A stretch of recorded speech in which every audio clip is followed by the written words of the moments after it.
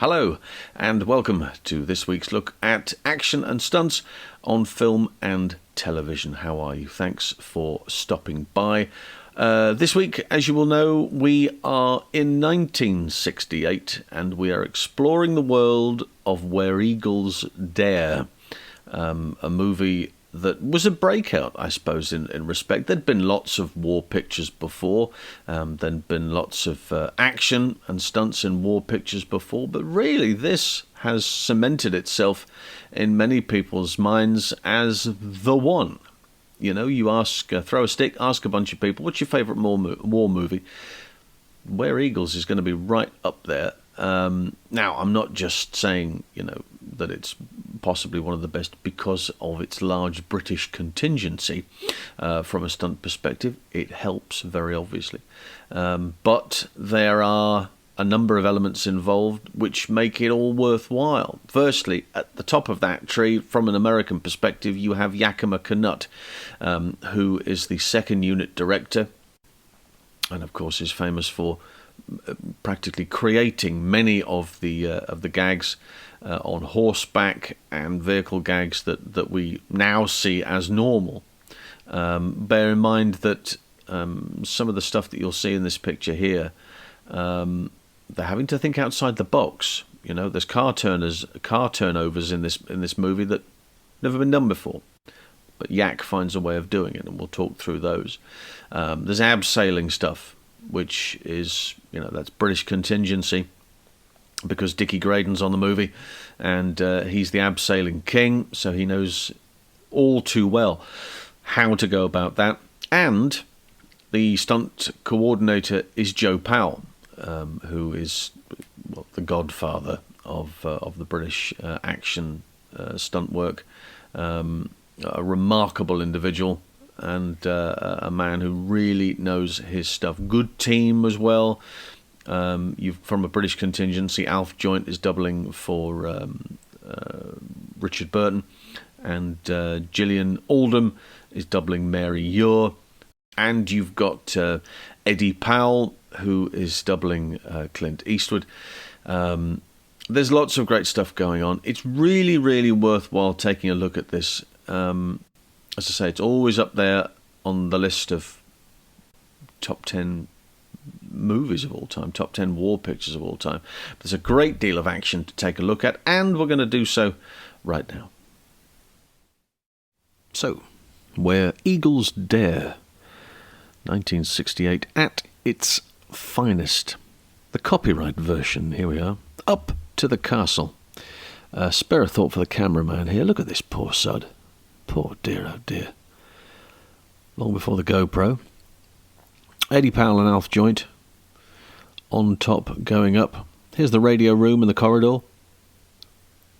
Frank Henson gets himself shot, as does Jack Cooper and Paddy Ryan. And Paddy Ryan again gets shot a lot, Paddy. And here is Jim Dowdle, working for Bapty at the time, not a stunt performer, but simply asked to help out because the guy who was firing the weapon couldn't fire it correctly or reload it correctly, and therefore Jim stepped up, did the job. Knows anything there is to know about weapons. He's an extraordinarily talented human being, and is certainly a wise man to have on set, and he was responsible for a whole bunch of teaching the actors, showing them how to use the weapons. Many had used weapons before, but getting out of the castle, you get in, then you got to get out.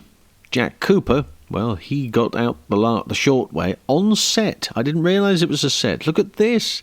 Fantastic, with a backdrop as well. And then, look, it's a foreground miniature. Absolutely spectacular. On the back lot here in the UK. Boreham Wood, was it Boreham Wood? Jack Cooper getting killed again. The abseiling done by Richard Graydon. And Gillian Oldham did some of her own as well, as did Alf Joint. The fire job, I have no idea who did the fire job, but it's a partial body burn, and it goes on for quite some time. It's a very, very decent job indeed. The cable car, look, they've got a little camera system up there, and some of the shots on the way up, I mean, just fantastic. 1,500 feet above the ground these guys were. Absolutely extraordinary. Up there were Richard Graydon at the far end, Jack Cooper at this end. In the middle is Alf Joint. Not a cable in sight. With respect, I've checked this photograph. This is a photograph. I've checked this photograph up and down. It's not been doctored. It's not been touched. There isn't a cable up there that I'm aware of. There is metalwork up there, but not a cable or wire in sight. There's Richard Graydon at the other end. And the amount of work that they've done. The talk, of course, is with reference to the next section we're going to have a look at, which is Richard Burton's character jumping from one cable car to the other. Now, there's a huge amount of talk in respect to this about Alf doing the jump, and that's a studio shot, though, you know. That's a studio shot. That's not on location. And getting his teeth broken. Tom Dittman going in first from the cable car. Gillian Oldham second. And then Eddie Powell and Alf Joint going 70 feet into 8 feet of water. The bus ride. Well, you've got a motorbike and sidecar. Dougie Robinson. Always a big fan of Dougie's. And he's going to give this the business as he comes down here. Look, Mary Ure firing out the back. The bike's all over the place. Dummy replaced next to him. Look, there's the cable. There's a cable right on the far side which holds that to one point. Let's have another look at this. And he hits it, bang, and over the top of the handlebars. Little pegs. Hell of an explosion, though. Look where the Jeep lands. Bump! Right on the side of the bridge. Magnificent. Absolutely marvellous. The airfield.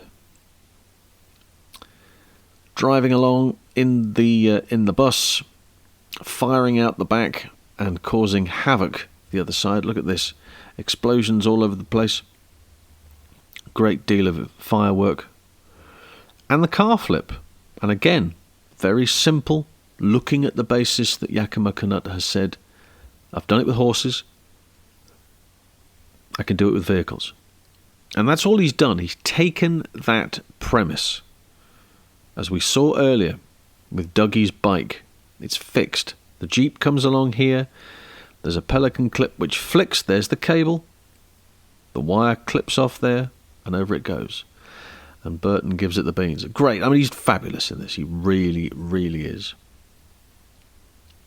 Very, very good. One of his better, many people say one of his best roles. I mean, he's a Shakespearean actor, and yet this is right up there as being, you know, eating the furniture when that came along. He was better, apparently, when his wife was on. When Elizabeth was on set, he was much better.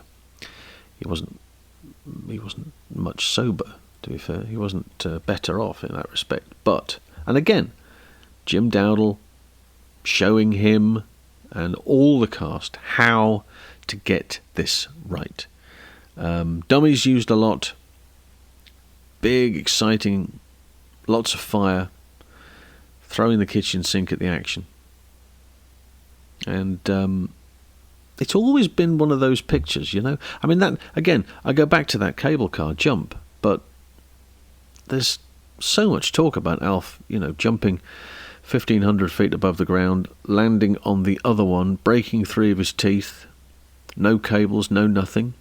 Editors absolutely mugged him because he's replaced up the studio, evidently a studio shot. That's not a location shot. That's definitely a studio shot. So it's a very interesting way in which folklore comes along and replaces everything accordingly. And a few spots here. Look, Del Baker appears a couple of times in various guises. Can't mistake those eyebrows. Max Faulkner turns up in the picture as well, as does Bill Sawyer. All the Germans here. And Terry York gets 2 roles, 2 different ranks. Not bad, I would say.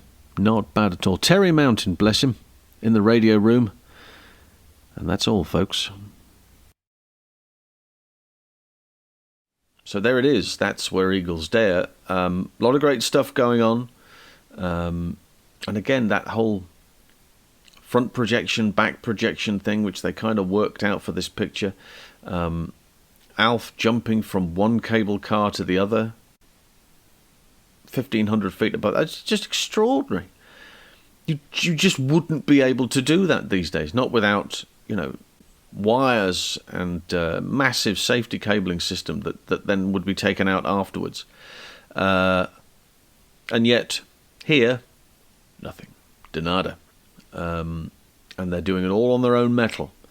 And he's got a slight advantage because the cable car he's jumping to is slightly lower. So he can jump, see it arriving, and he's got to time that absolutely perfectly. Otherwise, he's going to be down in the valley. And that's not the way you want to end this.